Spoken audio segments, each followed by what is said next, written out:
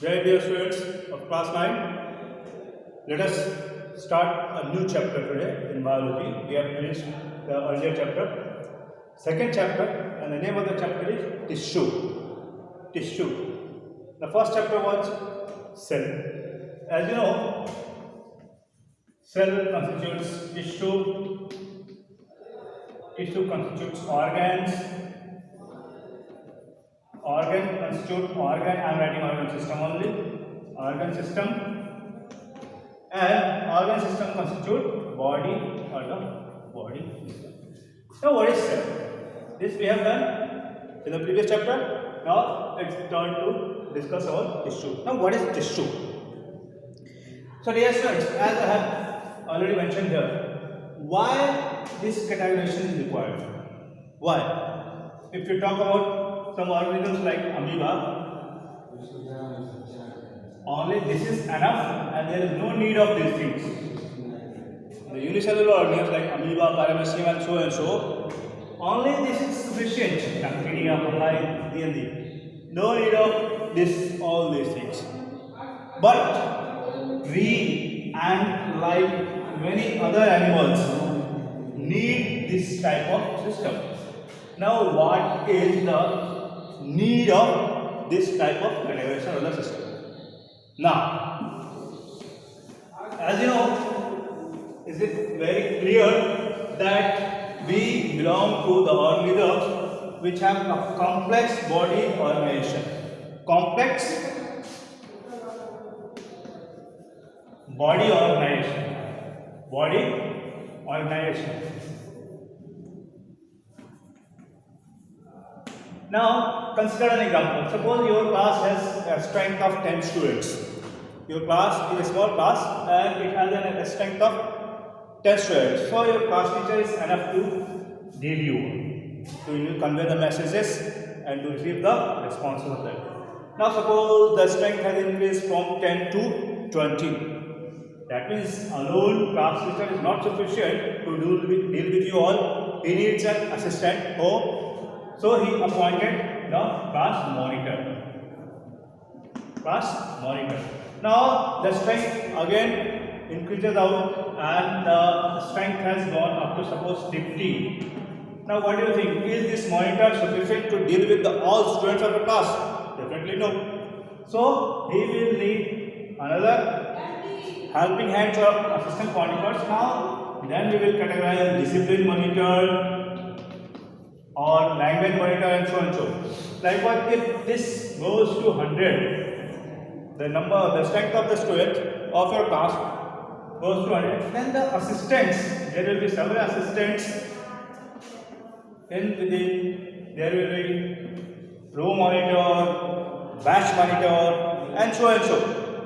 This is why, for the betterment of the class, so that the class will work in a collaboration with each other and there will be no dispute and disarrangement of the system in the class. In the same way, in the body of a complex organism, since it has multifunction and there are several organs which is not sufficient to be controlled by a single cell system, so division of labor is there.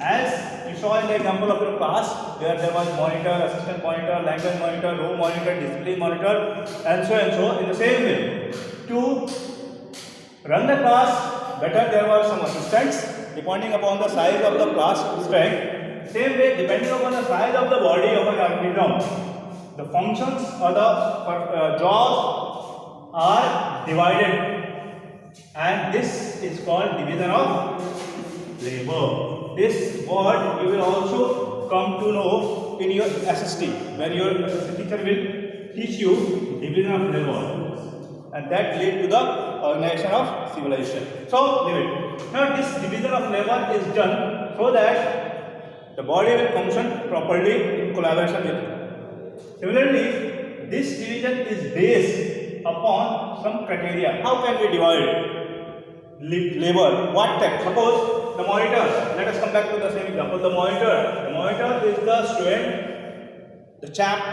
who is superior most in all the respect in your class. If we talk about the language monitor should have better language as compared to the other ones, and so and so. That means there are some criteria. In the same way, division of labor is done on the basis of some category, and that is same origin and same function. Same origin, same function. Now, the structural and functional unit of life is cell. You remember, it was the definition of, it is the definition of the previous chapter, the cell. The functional and structural unit of cell, body is cell. There are different type of cells depending upon their function. There are different type of cells depending upon their function and origin. Now, the division of labor is done on the basis of origin of cell and function of cell. That means cells having same origin and same function are categorized in a single group. Different cells having same origin are differently categorized. That means, suppose if we talk again back about the example of your class, here the strength was 100 and 10 students of these 100 students are having same type of work, same type of marks and same type of performance in their class. So they will be categorized in a group A or in a similar or a separate group. In the same way, the cells which have same origin and perform a same function are categorized in a same group, and this categorization of group leads to the formation of tissue. Understood? This is the origin of tissue. Now you can say similar cells having similar function are called tissue. In short, tissue are the group of cells which are similar in origin and perform a specific type of function. Got it? A similar group of cells which are same in function are called tissue. Now, this word tissue is related.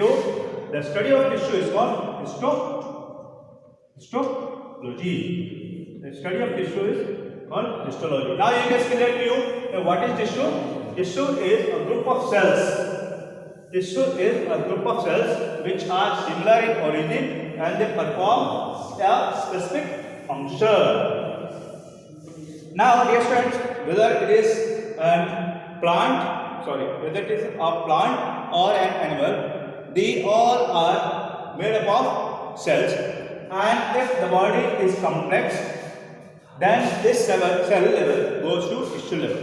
That means whether they are the plants or the animals, they have cells. Tissue even. Now we will start plant tissue. Correct? In simple words, plants and animals both constitute tissue organism because they are complex organisms. So we will start first with plant tissue. Now, have you ever seen a plant around you?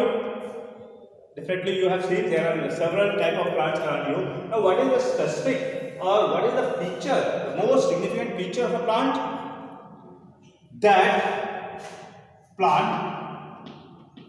That they grow throughout the life.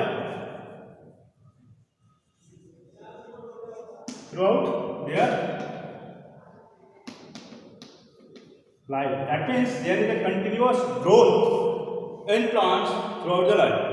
The size of the plant continuously grows, whereas in the case of animals, this growth is restricted after attaining a certain age or size. So, the most significant feature of a plant is there is a continuous growth. Moreover, if you go deep in the study of a plant, you will see this growth is not at all the sides of the plant. There are some sites in the plants where the growth is restricted after attaining a certain time of period. So even in a plant, there are two type of tissue: continuous growing,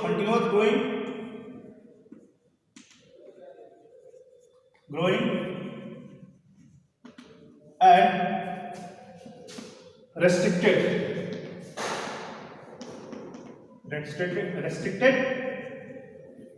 growth. That means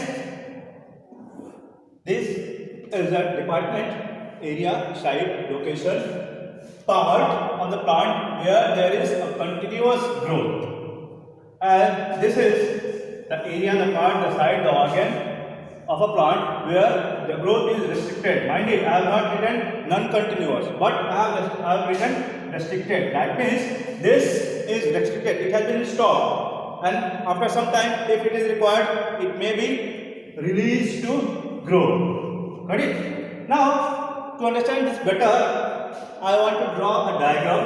Have patience. Sit with the patience. I am going to draw a rough diagram there. Suppose this is a diagram of plant. Okay. Don't ask me, sir, which plant is this. Simply, it is a plant. These are the leaves. These are the branches. Moreover, these are the leaves. Okay. And there may be fruits and flowers. It depends upon your desire whether you want to have fruit on your plant or not. Okay. Let's have a quick diagram of plant.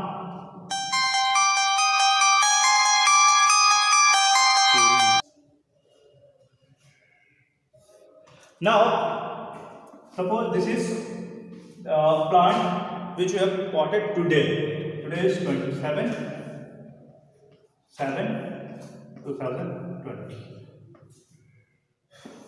After 1 year, at the same date, which is 27/7/2020, what will be the shape of this plant? Will it be same? Definitely no. There will be a large change, growth. In the size, 1 year is a long period. There will be definitely. Now the shape of the plant might have changed